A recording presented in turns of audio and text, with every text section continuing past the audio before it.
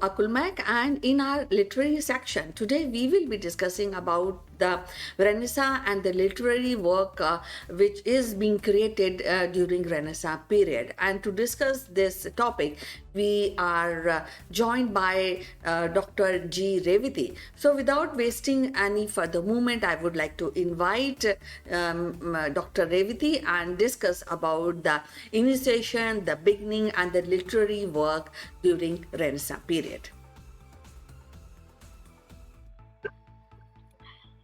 Hello, madam. Welcome to the show. And how are you today? I'm sure that you must be having a lot of plans for the new year. Yeah. Yes, ma'am, as usual. Thank you very much. Okay. And alternatively, I am very thrilled to discuss about the Renaissance period. So going forward, I would like to ask you, what do you really understand by Renaissance period? Right, ma'am. So we've been coming out through these periods, and we've recently done with the Geoffrey Chaucer's period. That was like Middle English period. Now moving on to the next period, it's Renaissance period, which is called as Renaissance, and this is actually a French terminology, and which actually means rebirth. So the age of Chaucer was followed by the Renaissance period, which is also known as the Elizabethan period, or the age of Shakespeare in the history of English literature. It is in fact the golden age in the history of English literature. After the Middle Ages in Europe came the Renaissance, which is again, as I told you, it's revival or rebirth. And as a result, the darkness of the Middle Ages is replaced by the enlightenment of the human mind, with the revival of learning, which the Renaissance prompted. Well, because in my school also I have, though I'm not an English literature student, but I read about it. So now I would like to ask you how this Renaissance is being initiated at that point of time. Right. So basically, it did not start in England. So it all started with in Italy, actually. So it was actually basically a cultural movement that started in Italy, with Florence identified as the initial home of the Renaissance. So in the 15th century, it then spread to the United Kingdom, France, Germany, and it is one of the most important events in history because it affected every aspect of human life. So the Renaissance, which actually originated in Italy and spread to other parts of Europe, and it did not begin just overnight. So the causes of this, the movement, which we actually believe that it started in 1453 when the Ottoman Turks captured Constantinople, and the Greek scholars of the city ran away, carrying their texts along with them. So they went to Italy and enlightened the people with a sense of inquiry. And this was the immediate cause of the Renaissance, but ideas which were actually already started gaining root by then. Now, this particular event hastened the movement, and this was one of the causes. And then the period brought about the revival of interest in Greek and Roman literature and art. People of the time wanted to revive the culture by adding their own ideas. They felt that ancient Greek and Roman traditions were rich in cultural heritage, and the medieval ideas which dominated the city were considered backward and were rejected by the leaders of the Renaissance. Like, for example, church, which controlled the society, man was a slave in the hands of religion, and the Renaissance put in a sense of inquiry. Thus, there arose rationalism instead of dogmatism. And the main theme of the movement was the ideal of humanism. It means the development of human personality, regarding man as the center of activity. Earlier, God was the center of all activities, and man was just a creature waiting for salvation. So artists turned attention to draw and sketch human beings. It was a quality of humanism. This is what they mostly worked upon. And the movement produced a spirit of curiosity. Man was told not to accept philosophy and theology simply because he was told to. And he was told to be curious about all things. he was encouraged to study more about himself and his surroundings. So the period encouraged original thinking and study of texts, including the Bible. However, the emphasis was on revival of secular literature. It was known that many ancient classics of Greece and Rome were lost in the dark period. The leaders set themselves the task to rediscover, decipher, and translate the text. So thus the literature and art was wanted for the sake of art and not for religion. And that was one of the reasons. And another important reason why it has begun in Italy was it was such a wealthy and a prosperous nation. Throughout the 14th and 15th and 16th centuries, Italy, particularly Florence, which developed successful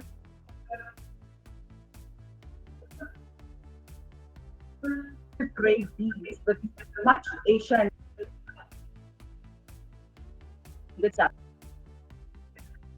that is how from Italy it spread across to various other countries of the world. Let's now talk about the literature of that period, and I'm sure that it is a profound literature, and it has a great impact on the modern era. So, what are those profound literature? Can we discuss about that?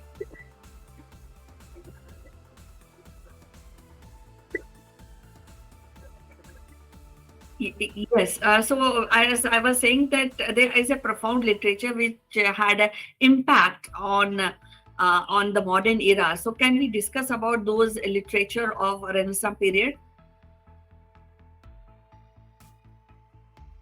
Yes. So before we, then we do the literature.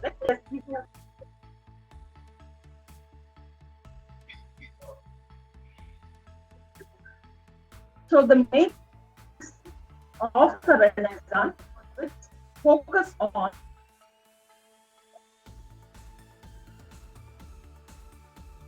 humanism. So let me just brief you about the characteristic features of this period. And it was that is as an object of observation. And then besides the rediscovery of classical antiquity, particularly of ancient Greece, and the rediscovery of the external universe and its importance for man, the problems of human personality, the enhanced sensitivity to formal beauty, and also cultivation of the aesthetic sense, the belief that men are responsible for their own actions. And now, when you talk about the literature based on all these qualities, when you talk about it, the easy availability of books, which actually made education cheap and widespread. Now, more people could learn to read and write and interpret ideas and even closely examine religion as they know it. So the most significant aspect of the printing press was the fact that the Bible could now be mass-produced and easily accessible by people themselves for the first time. Now, this led to the Protestant Reformation movement by the 16th century, and it was chiefly because of the priest Martin Luther, who had caused this kind of a movement. Now, moreover, both writers and readers of the Renaissance marveled at the world, which seemed to be designed by a master artist or craftsman. Now, writers strove to be as creative as the creator of the world. People of the Renaissance loved design and valued beauty and elaboration. They loved to see writers find as many, clever, witty, and beautiful ways to say things as they could. But readers and writers prized not only the sound, flow, and beauty of elaborate language, they were also engaged by deep, original, thoughtful, even startling ideas. Now, one more aspect we come across during this period was the Elizabethan drama. So, during the Renaissance period, the most important achievement in English literature was in the field of drama, and the dramatists of the golden period include William Shakespeare, Christopher Marlowe, Ben Jonson, Lilly, George Peele, Thomas Kidd, Robert Greene, and others. Now, all these writers produced prolific works. However, the greatest among all the Elizabethan dramatists was Shakespeare, in whose hands the Elizabethan drama reached its climax. He took English drama to the level which could not be surpassed till date. Now, he was also called the father of English drama. Now, apart from that, we can even talk about few other poets of the Renaissance period. That is Philip Sidney, who's the true Renaissance man. He could not have thought of himself as a poet by vocation.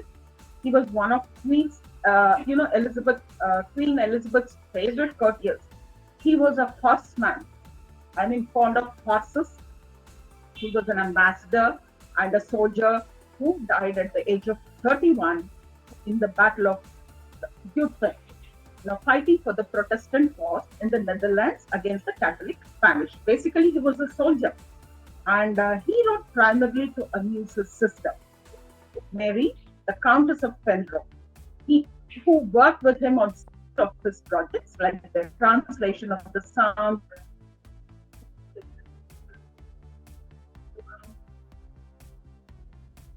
into English words. And his poetry, good poetry, his poetry, and he wrote a few poems called Astrophel and Stella, and the Countess of Pembroke, Arcadia, that influenced poets in England during this era. Okay, when you talk a bit about Astrophel and Stella, it's a series of sonnets, and it's a remarkable sonnet sequence in Elizabethan lyric poetry. It contains 108 sonnets and 11 songs. And another poet, or you talk about the literary figure, was Edmund Spenser. Spenserian stanzas we come across, which is named after Edmund Spenser. So it was in 1590 he released The Fairy Queen. It was an epic poem that would go on to have a profound impact on all of the English literature. The Fairy Queen influenced society so much that he became one of the first poets to be published as an individual, rather than just being included in anthologies compiled by other writers. His work was also heavily studied throughout Europe. Significance. And he was not just a poet, but also the founding father of English literature. And The Fairy Queen, as I told you, it's an epic poem where it is an intended poem to be a series of 12 books, each devoted to one of the 12 moral virtues as exemplified by the characters of 12 knights. So he explains that the fairy Queen Gloriana represents both Queen Elizabeth and the abstract idea of glory. King Arthur, whom Spenser portrays as the epitome of all 12 virtues, experiences a vision of Gloriana and finds her in the fairyland where she's hosting 12-day feast. Each day, a different emblematic knight undertakes a quest with Arthur, often joining the escapade. And each quest is an allegory. And the knight given the quest represents a person's internal growth in that particular virtue. So that is how it has come up with the Fairy Queen. And then next writer we can talk about of this period is John Milton. It has a tremendous impact on the English Renaissance era. And his contribution to England include Paradise Lost and Paradise Regained. Now, these two poems are considered as one of the most critical works in English literature because they were both published when there was much debate about religion. The religious argument was deciding whether people could be saved from eternal damnation through faith alone or without good deeds. This is what was spoken about. So, when you look at Milton's writing, which shows that he advocates for morals and virtues, and he believed that people could only have peace of mind if they live their life according to God's plan rather than their desire. Now, it's a bit about Paradise Lost. It's again an epic poem which has 12 books and comprising of more than somewhere around 10,500 lines, and it's written in black verse, telling the biblical tale of the fall of mankind. When the moment when Adam and Eve were tempted by Satan to eat the forbidden fruit and the tree of knowledge, and God banished them from the Garden of Eden forever. And uh, now another part of it is he bases his story on the account of the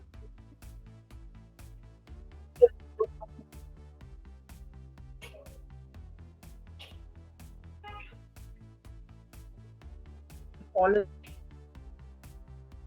estimate, and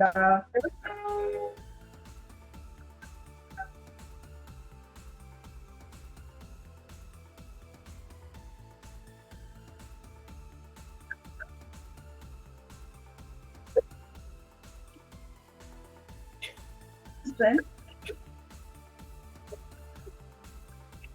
he had to dictate most of his works to fellow people to complete the work. And next coming to it is John. So in the English Renaissance era, John Donne's poetry was a vital source of inspiration for his contemporaries and those to come after him. And he had written a lot about quite important in his time. Now, and then a few talk about John Donne. Let We Not Proud are the most famous poems of John Donne, and That Be Not Proud in this poetry, he insults death as a personified enemy, and most people fear this enemy. Yet in the sonnet, the speaker, he effectively reprimands him. The speaker makes it clear that he's not afraid of death and does not believe that death should be. He's so confident in himself. So, like that, to name a few, you have Thomas Wright, Christopher Marlowe, and again, he's also his contemporary of Shakespeare, was an English poet. He was Christopher Marlowe was a playwright and a translator of the Elizabethan era. And as one of the most celebrated writers of its time, he probably helped spread Renaissance ideas more than any other writers. Yes. And Very, yeah. Yeah. Yes, last but not the least, let me talk about another important figure, the literary figure of this era is Shakespeare. Now, this period is in fact named after Shakespeare, and it's called the Shakespearean era. Now, he was not of an age, but of all time. He was, he had written, born on 26th April 1564, had written 37 plays, which comprised comedies, tragedies, histories, and romances. And he had written 54 sonnets, and he dedicated it to Sir Henry Wriothesley. He was an actor, writer, director, and a businessman, and became known for his imaginative use of language and time. And he was quite intelligent enough to adjust his writings based on who was in power in England. So under Elizabeth, women were portrayed as strong, Catholicism was mocked, marriage was not made to be the ultimate goal for characters. Now under James, the practice of courtiership was mocked, and Shakespeare was feared to fully develop his characters. So Shakespeare, he was the world's greatest dramatist. He is of all ages. His appeal is internal. He wrote for his age. He satisfied the taste of Elizabethan audience. He was immensely popular. He made immense fortune, but his dramas are read and staged even today in the 20th century. So the taste of the audience has changed. The drama of the age has changed, but the appeal of Shakespeare remains undiminished. So this is one key aspect of it. When you look at the features of his plays, it's like, the protagonists in the early plays are historical figures, including rulers of England. Now, if you look at the play Hamlet, which is considered to be the epitome of the Renaissance, in which the protagonist achieves his perfection only after death. Again, his play Richard the Three is the epitome of Machiavellian evil, in which Shakespeare balances between the role of the king and the role of the man. Now, as the dramatist of the Renaissance age, Shakespeare's plays focus on the man, exploring his weakness, depravities, flaws, etc. Now, all the characters, ranging from soldiers to kings, speak English, and most of the plays were meant for the common man. His plays have been divided into 5 acts, and he goes into the depth of human behavior and redefines the geography of the human soul. Now, his final plays move against the wave of Jacobean theatre that focused on blood tragedy and social comedy. So, one can even find traces of colonialism in his plays. Example, in The Tempest, where Prospero enslaves Caliban, who is the native of the island. So, most of the plays were during the post-colonialism, where the colonization was catching up during that period. So that is also reflected in this play, The Tempest, and The Tempest being the last play of Shakespeare. And when you talk about the comedies, it's like he had written quite a good number of comedies: The Merchant of Venice, Twelfth Night, All's Well That Ends Well, The Tempest, Taming of the Shrew, The Winter's Tale, As You Like It, and many more. And you have the tragedy, where you have this Hamlet and Romeo and Juliet, and you have the Julius Caesar, and then quite a bit. And when you talk about the histories, you come across King John and Richard II, Henry IV, and then you have Richard. And there were certain plays written about the kings of that period also. And then you also several sonnets he had written. Now, sonnets, as we know, he has actually modified the sonnets. The sonnets which were brought from Italy, the Petrarch is the father of this sonnet, and it was brought by Thomas Wilde to the English. And then he was the man who had kind of reframed and restructured and called it as the Shakespearean sonnets, where it has 14 lines, where 8 as an octave and 6 sestet, and a couplet which kind of concludes the entire sonnet. Now, he had written quite a good number of sonnets, like the sonnet, 154 sonnets, where it's comprised of, for example, sonnet 18, which talks about the Valentine's Day sonnet. And you have sonnet 116, it is about the wedding ceremony sonnet, and which is the best loved in the folio. It's a popular reading at weddings worldwide.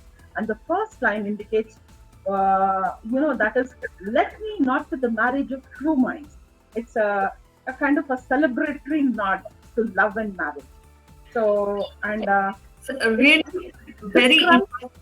Yes, It's quite very interesting, and you don't feel like actually stopping and just I know. That's true. really listen all this literature. So to discuss Renaissance, I think it's a very small time. We will be taking it forward and review all the writers in the future episode. So last, what any comments you want to maybe in 1 or 2 lines, what you really feel about this Renaissance, and what is the impact in terms of like, as you said, that it's talk about more about human well-being, human upliftment. So what you really feel that it continued, or is there any breakthrough in this, or how you really see it in the modern times? Well, if you try to relate it to the modern era, well, yes, because of this revival, I mean, there was a lot of development in terms of language also. Now, it had a great influence on the language, on the current language too, the modern English period. And well, because of these plays, now when you look at the society of that period, I mean, you can relate it to the current trend also. And not just that, if you notice, the plays of Shakespeare's are uh, I mean, they stand as a mirror even to the present day thing, and they have been adapted to movies. Now Right. you have this, there are certain movies like Haider, which is taken up from Hamlet. Now the Mhm. Makbul and Angur, which is again of the Ado about nothing. Then the Right. Makbul, which is Macbeth, and then Raj Kapoor's Bobby, which is standing for Romeo and Juliet. Now, all these, when you look up the present scenario, the taste of the people, I mean, whatever it is, like, you can still reflect all these back to the days of, the Elizabethan era. And moreover, not just the art, culture, the revival of, the discoveries, scientific inventions, everything, kind of related to that period, the Elizabethan period. So, ma'am, it was so lovely talking to you, and we will be discussing taking this subject forward in our coming episode. But Yes. for today, I just would like to thank. We had a quite profound discussion with Dr. G. Revati regarding literature during Renaissance and how this Renaissance period is being initiated. I look forward for your comments, your views, and in case if you want to join something to this discussion, you are most welcome. I will be meeting you again with more interesting topic regarding English literature. Till then, be happy and keep smiling. Bye bye.